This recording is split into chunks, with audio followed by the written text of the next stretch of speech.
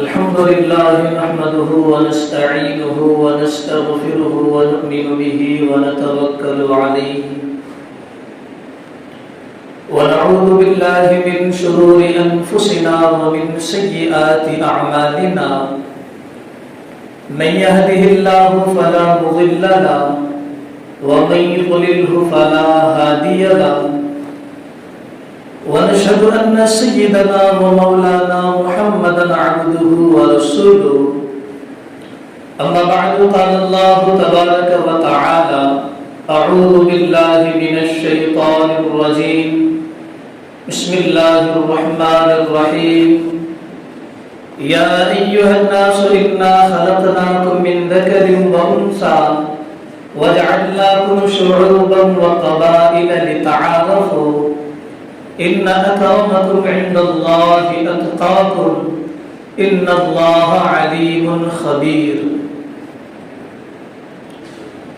وقال الله تبارك وتعالى يا أيها الذين آمنوا ادخلوا في السلم كافة ولا تتبعوا خطوات الشيطان إنه لكم عدو مبين صدق اللہ العظیم۔ میرے محترم بزرگ و دوستو، اللہ رب العزت نے کلام مجید کے اندر اپنا بندوں سے مخاطب ہو کر فرمایا کہ ہم نے انسانوں کو آزاد پیدا فرمایا ہے، دنیا کے اندر کوئی کسی کا غلام نہیں ہے، انسانوں کو ہم نے آزاد پیدا فرمایا ہے۔ زمانے جاہلیت کے اندر لوگ انسانوں کو غلام بنایا کرتے تھے، غلام کی شکل میں یا باندھی کی شکل میں۔ زمانے جاہلیت کے اندر ایسا ہوتا تھا کہ فلاں شخص میرا غلام ہے یا فلاں عورت میری باندھی ہے،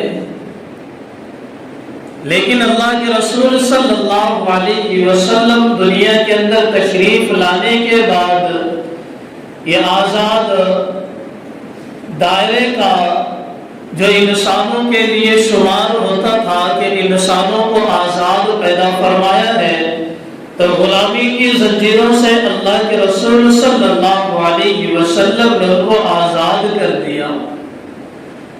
جیسے جیسے زمانہ آگے بڑھتا چلا گیا، پھر وہی دور لوٹ کر آیا تھا کہ انسانوں کو غلام بنایا گیا۔ غلامی کی زنجیریں انسانوں کے گلے کے اندر ڈالی گئی۔ ہم سب جانتے ہیں یہ اگست کا مہینہ چل رہا ہے اور اس کے اندر ایک تاریخ ہے 15 اگست۔ ہم سب جانتے ہیں 1947 15 اگست کو ہمارا انڈیا انگریزوں کے چنگل سے آزاد ہوا تھا۔ انگریزوں کی غلامی سے ہم سب آزاد ہوئے تھے۔ جب بھی 15 اگست آتا ہے ہم ایک نام سنتے ہیں گاندھی جی کا کہ ان کا بڑا رول تھا آزادی کی جنگ کے اندر۔ اگر ہم اپنے مسلم معاشرے کے اندر اگر یہ دیکھیں یا ہمارے نوجوانوں کے اندر یہ دیکھیں یا نوجوانوں میں سے کسی کو یہ پوچھے کہ ہندوستان یا انڈیا کو کس نے آزاد کیا، تو وہ بھی بے ساختہ یہی کہے گا کہ گاندھی جی نے آزاد کیا، کیونکہ ہم تاریخ سے وابستہ نہیں ہیں، ہم تاریخ نہیں جانتے۔ جنگ آزادی کے اندر ہمارے مسلمان علماء کا کیا کردار رہا ہے، ہمارے علماء نے کیا رول ادا کیا ہے، ہم تاریخ سے وابستہ نہیں ہیں۔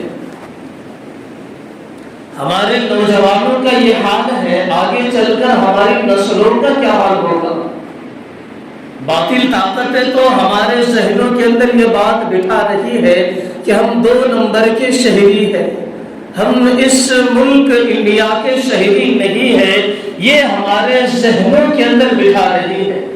ایسے ماحول کے اندر ہم اپنی تاریخ اگر نہیں پڑھیں گے تو ہماری آنے والی نسلوں کو یہی لگے گا کہ ہاں ہم 2 نمبر کے شہری ہیں، ہم ملک ہندوستان یا ملک انڈیا کے رہنے والے نہیں ہیں، کسی اور دیش کے تھے، بعد میں یہاں پر آ کر بسے ہیں۔ یہ ہماری آنے والی نسلوں کو یہ لگے گا۔ 15 اگست آتا ہے، جلسے جلوس ہوتے ہیں، گاندھی جی کی فوٹو وغیرہ لگائی جاتی ہے اور لے دے کر صرف مولانا ابوالکلام آزاد رحمۃ اللہ علیہ ان کا نام لیا جاتا ہے۔ میں پوچھتا ہوں کیا ہمارے دیگر جو علماء ہیں یا ہمارے دیگر جو بادشاہ گزرے ہیں انہوں نے جنگ آزادی کے اندر جو رول ادا کیا ہے کیا اس کو ہم نے یوں ہی بھلا دیا ہو کہ ان کو یاد رکھنے کا حق ہمارا نہیں بنتا؟ جب واسکو ڈی گاما ہندوستان سے جب گیا ہے سن 1600 عیسوی کے اندر، انہوں نے دیکھا کہ ہندوستان کا کلچر بڑا ہی عمدہ ہے، ہندوستان کا رہن سہن بڑا ہی عمدہ ہے، اور یہ کہنے لگا جب برطانیہ کے پارلیمنٹ کے اندر وہ جب گیا، وہاں برطانیہ کے پارلیمنٹ میں ایک بل پیش کیا گیا اور ہندوستان کا نقشہ، پوری دنیا کا نقشہ سامنے رکھا گیا اور اس میں سے ہندوستان کے اوپر انگلی رکھی گئی اور یہ کہا گیا کہ یہ سونے کی چڑیا ہے، اسے ہم کو حاصل کرنا ہے۔ برطانیہ کا پارلیمنٹ کیا کہا؟ یہ سونے کی چڑیا ہے۔ مالی حیثیت بہت زیادہ تھی ہندوستان کی، مالی اعتبار سے بہت زیادہ اعلیٰ درجے کا یہ ملک تھا ہندوستان۔ انگریز کہنے لگا یہ سونے کی چڑیا ہے، اسے ہمیں حاصل کرنا ہے، اس کے اوپر ہمیں قابض آنا ہے، اس کے اوپر قبضہ کرنا ہے، اس کے اوپر ہماری حکومت جمنی چاہیے۔ تو مشورہ ہوا، تو ایک بات طے کی گئی کہ ہم کئی سال کے بعد کا ارادہ کرتے ہیں لیکن ابھی سے محنت چالو کرتے ہیں، ایسٹ انڈیا نامی کمپنی کے ذریعے سے ہندوستان کے اندر ہم ایک کاروبار شروع کریں گے، کاروبار کی شکل کے اندر ہم ہندوستان جائیں گے۔ ایسا نہیں کہ ہاں ہم انہیں اپنے ارادے بھی بتا دیں گے، اپنے جو اندر کے جو معاملات ہیں وہ بھی ہم انہیں بتا دیں گے، نہیں، ہم یہ اپنی یہ باتیں اپنے اندر رکھیں گے لیکن کاروبار کی شکل کے اندر ہندوستان جائیں گے، اپنا کاروبار پھیلائیں گے۔ سن 1600 عیسوی کے اندر انگریز ہندوستان آیا، کمپنی قائم کی، اب جگہ جگہ وہ اپنے کارخانے کھولنے لگا۔ 1 سال ہو گیا، 2 سال ہو گئے۔ ہمارے اندر سب سے بڑی خامی یہ ہے کہ ہم منصوبہ بناتے ہیں 1 دن کے لیے، منصوبہ بناتے ہیں 4-6 مہینے کے لیے۔ منصوبہ بندی 1 دن یا 4-6 مہینے کی نہیں ہوتی، منصوبہ بندی ہوتی ہے کئی سالوں کی۔ آج ہم محنت کریں گے، کئی سالوں کے بعد ہم اس کا پھل کھائیں گے، یہ منصوبہ بندی ہوتی ہے، یہ دور اندیشی ہوتی ہے۔ انگریزوں نے منصوبہ بندی کتنے سالوں کی ہے ہم سوچ بھی نہیں سکتے، 1 سال کی نہیں، 10 سال کی نہیں، 50 سال کی نہیں، بلکہ 1600 عیسوی کے اندر انگریز ہندوستان آیا تھا، تقریباً 140 سال کے بعد اس نے اپنے پنجے ہندوستان کے اندر گاڑے۔ اتنے سالوں کا ان کا منصوبہ بندی تھی، اتنے سالوں تک انہوں نے صرف ہندوستان کے اندر اپنی کمپنی کو پھیلایا اور لوگوں کو اپنے اندر اپنے چنگل کے اندر لینا شروع کیا تھا۔ سن 1740 عیسوی کے اندر انہوں نے بڑے بڑے یا چھوٹے چھوٹے راجا مہاراجاؤں کو رشوت دے کر یا پیسہ کھلا کر اپنے پاس بلوایا، اپنی باتوں کے اندر ان کو بہلایا پھسلایا، پھر چھوٹے چھوٹے شہروں کے اندر اپنے گورنر بھیجنا انہوں نے شروع کیا۔ انگریزوں نے چھوٹے چھوٹے شہروں کے اندر یا چھوٹے چھوٹے گاؤں کے اندر اپنے گورنر بھیجنا شروع کیا۔ سن 1740 عیسوی کے اندر دہلی کے اندر پیدا ہوئی ہے شاہ ولی اللہ محدث دہلوی رحمت اللہ علیہ۔ یہ واحد محدث گزرے ہیں جنہوں نے نبی پاک صلی اللہ علیہ وسلم کے احادیث کو سند کے ساتھ ہندوستان لے کر آئے تھے۔ سند کہتے ہیں کہ میں نے اپنے شیخ سے یہ حدیث سنی ہے، انہوں نے ان کے شیخ سے سنی ہے، انہوں نے امام صاحب سے سنی ہے، انہوں نے امام اعظم ابو حنیفہ سے سنی ہے، انہوں نے عبداللہ بن مبارک سے سنی ہے، یا انہوں نے نبی پاک صلی اللہ علیہ وسلم سے سنی ہے۔ یہ سند ہوتی ہے کہ انہوں نے کس سے سنی ہے، کیا وہ معتبر ہے یا نہیں ہے، اسے کہتے ہیں سند۔ تو شاہ ولی اللہ محدث دہلوی رحمۃ اللہ علیہ واحد انسان تھے جنہوں نے احادیث کو سند کے ساتھ ہندوستان لے کر آئے۔ تو شاہ ولی اللہ محدث دہلوی رحمۃ اللہ علیہ انگریزوں کے جو منصوبے تھے، انگریزوں کے جو ارادے تھے، انہوں نے بھاگ لیے اور ایک رسالہ لکھا، اور اس رسالے کے اندر یہ لکھا کہ انگریزوں کی غلامی سے ہم کیسے آزاد ہو سکتے ہیں۔ انگریز تھوڑے تھوڑے ہمارے ہندوستان کے اوپر قابض آ رہا ہے۔ اس رسالے کے اندر یہ ساری باتیں لکھی ہوئی تھی کہ کیسے ہم ان سے چھٹکارا پا سکتے ہیں، کیسے انگریزوں کو ہندوستان سے ہم بھگا سکتے ہیں، یہ ساری باتیں لکھی ہوئی تھی، سارے منصوبے لکھے ہوئے تھے۔ اس موقع پر اگر اس رسالے کے اوپر عمل ہوتا تو ہندوستان سن 1740 کے اندر ہی آزاد ہو جاتا، لیکن اس کے اوپر عمل نہ ہو سکا۔ ٹیپو سلطان شہید رحمہ اللہ کے نانا سراج نواب سراج الدولہ جن کا نام تھا، انہوں نے ایک بڑی فوج تیار کی انگریزوں کے مقابلے میں، کیونکہ انہوں نے بھاپ لیا تھا کس طریقے سے انگریز قابض ہو رہا ہے، کس طریقے سے وہ لوگ ہندوستان کو اپنا غلام بنا رہے ہیں۔ شاہ ولی اللہ محدث دہلوی رحمۃ اللہ علیہ کے لڑکے شاہ عبدالعزیز محدث دہلوی رحمہ اللہ، انہوں نے سب سے پہلا فتویٰ یہ دیا کہ انگریزوں کے ساتھ جہاد کرنا ضروری ہے۔ انگریزوں کے ساتھ جہاد کرنا، انگریزوں کے ساتھ لڑائی کرنا ضروری ہے۔ سب سے پہلا فتویٰ دینے والا ایک عالم دین شاہ عبدالعزیز محدث دہلوی رحمہ اللہ۔ جب فتویٰ دیا گیا تو سراج الدولہ نے ایک بڑی فوج تیار کی تاکہ انگریزوں سے مقابلہ کیا جائے۔ بعض لوگ مورخ کتابوں کے اندر لکھنے والے نے لکھا ہے کہ اگر وہ فوج کو ہم لوگ اگر دیکھتے، اس فوج کو ہم لوگ اگر دیکھتے تو یہ سمجھتے کہ یہ فوج اب شکست نہیں کھائے گی، ہارے گی نہیں۔ اتنی بڑی تعداد کے اندر انہوں نے فوج تیار کی تھی، اتنی زیادہ تعداد تھی، لیکن مسلمانوں کی یہ تاریخ ہے کہ غیروں سے اتنا زیادہ نقصان نہیں پہنچا جتنا اپنوں سے ہمیں نقصان پہنچا ہے۔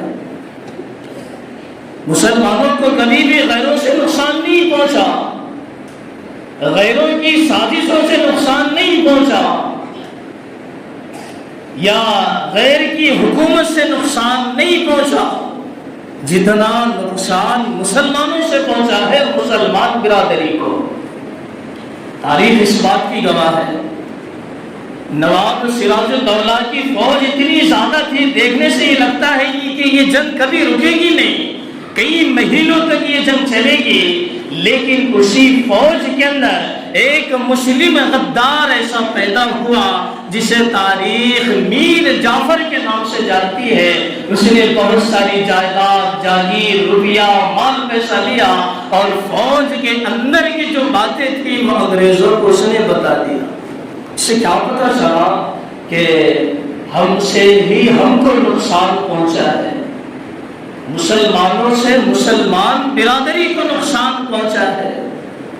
تو اس کی بنا پر وہ فوج بھی شکست کھا گئی، وہ جنگ بھی ہم جیت نہ سکے۔ اس کے بعد پھر سے ٹیپو سلطان کے والد گرامی حیدر علی نے ایک فوج تیار کی اور کئی محاذوں پر، کئی چھوٹی چھوٹی جنگوں کے طور پر انگریزوں سے یہ سامنا کیا۔ پھر اخیر میں टीपू सुल्तान शहीद रहमहुल्लाह ने एक ऐसी जंग हुई, एक ऐसी फौज तैयार की, बड़े बड़े असलहा उनके पास मौजूद थे। टीपू सुल्तान शहीद वो थे जिन्होंने ये कहा था कि गीदड़ की 100 साल जिंदगी शेर की एक दिन की जिंदगी अच्छी है। गीदड़ की 100 साल जिंदगी से शेर की एक दिन की जिंदगी बेहतर है। अंग्रेजों के दरमियान उनका खौफ ऐसा था। हजरत अली मियां नदवी रहमहुल्लाह अपनी किताब के अंदर लिखते हैं, उस दौर के अंदर टीपू सुल्तान एक वाहिद शख्स था, एक वाहिद इंसान था, एक ऐसा इंसान था जिसने अंग्रेजों के तमाम मनसूबों को भांप लिया था। आगे के जो इरादे थे अंग्रेजों के, आगे के जो मनसूबे थे अंग्रेजों के, टीपू सुल्तान ने पहले ही भांप लिया। अब जंग की तैयारी शुरू की। मैंने पहले बताया था कि अपनों से अपना ही नुकसान हुआ है। और टीपू सुल्तान शहीद रहमहुल्लाह की फौज के अंदर एक मीर सादिक नामी शख्स था, उसने धोखा किया और धोखे से सारी चीजें जो जंग के लिए तैयार हुई थी, अंदर की चीजें अंग्रेजों को उसने बेच डाली, जिससे टीपू सुल्तान शहीद रहमहुल्लाह को शिकस्त हुई। मेरे मोहतरम बुजुर्ग दोस्तों, ऐसे कई मुहाजों पर मुस्लिम उलमा ने जंग लड़ी है, जिसके अंदर हाजी अब्दुल्लाह मुहाजिर मक्की रहमहुल्लाह है, जिसके अंदर बानी दारुल उलूम देवबंद के जिन्होंने दारुल उलूम देवबंद की बुनियाद रखी, हजरत मौलाना कासिम साहब नानोती रहमहुल्लाह भी शरीक थे, हजरत मौलाना रशीद अहमद गंगोही रहमहुल्लाह थे, हजरत मौलाना जाफर थानेसरी रहमहुल्लाह मौजूद थे। दिल्ली के अंदर मीटिंग हो रही है और ये कह रहे हैं कि अंग्रेजों के साथ कैसे मुकाबला किया जाए। सारे उलमा दानिश्वर वहां पर मौजूद है और ये मीटिंग हो रही है कि कैसे उनके साथ मुकाबला किया जाए। तो एक ने ये कहा कि हमारी तादाद बहुत ज्यादा कम है। तो उस मौके पर हाजी अब्दुल्लाह मुहाजिर मक्की रहमहुल्लाह ने कहा था, क्या हमारी तादाद असहाबे बदर से भी कम है? असहाबे बदर 313 थे, सामने 900 या 1000 का मजमा था और वो 313 उनके ऊपर गालिब आ गए थे कि 313 से भी हमारी कम तादाद है। ऐसे जज्बात थे हमारे उलमा के अंदर। आखिर में बरतानिया के पार्लियामेंट के अंदर ये बात पहुंची कि हम जितनी मर्तबा हिंदुस्तान के मुसलमानों से या उनकी बिरादरी से हम जंग करते हैं, हर मर्तबा जीतते हुए जाते हैं, लेकिन फिर कुछ महीनों के बाद एक नई तहरीक लेकर हमारे सामने आ जाते हैं। हर मर्तबा हमने इनको हराया है, हर मर्तबा ये हार कर हमारे सामने से गए हैं, लेकिन फिर चंद महीनों के बाद या चंद साल के बाद फिर हमसे मुकाबला करने के लिए आगे चले जाते हैं। क्या मामला है? तो बरतानिया के पार्लियामेंट में एक बात पहुंची, कहने लगा कि 3 चीजें जब मुस्लिम बिरादरी के पास मौजूद है ये कभी हारेंगे नहीं। सबसे पहली बात तो ये है कि जब तक इनके पास कुरान मजीद मौजूद है ये हारेंगे नहीं, हारेंगे लेकिन फिर से लौट कर जंग के लिए तैयार हो जाएंगे। दूसरी चीज पेश की गई, जब तक इनके दरमियान उलमा मौजूद है ये हारेंगे लेकिन फिर से लौट कर जरूर आएंगे। फिर तीसरी चीज ये बताई गई कि जब तक इनके दिल के अंदर जिहाद का जज्बा मौजूद है ये लोग हारेंगे लेकिन फिर से लौट कर जरूर आएंगे। तो बरतानिया के पार्लियामेंट के अंदर ये बात पेश की गई, वहां से हुक्मनामा जारी हुआ कि इन तीनों चीजों को भी खत्म कर दिया जाए। तो इसके ऊपर पहली चीज के ऊपर अमल आवरी हुई, तकरीबन 3 लाख कुरान मजीद के नुस्खों को जलाया गया। लेकिन वो लोग ये बात नहीं जानते कि जितने चाहे कुरान मजीद के नुस्खों को जला दिया जाए, लेकिन कुरान मजीद हमारे सीनों के अंदर मौजूद है, उस कुरान मजीद को कैसे जलाया जा सकता है? तो तकरीबन 3 लाख कुरान मजीद के नुस्खों को जलाया गया। सन 1810 की बात है। फिर दूसरी चीज के ऊपर अमल किया गया कि अब उलमा को लाया जाता और एक गड़ा खोद कर उसके अंदर आग दहकाई जाती और उसके अंदर उलमा को डाला जाता।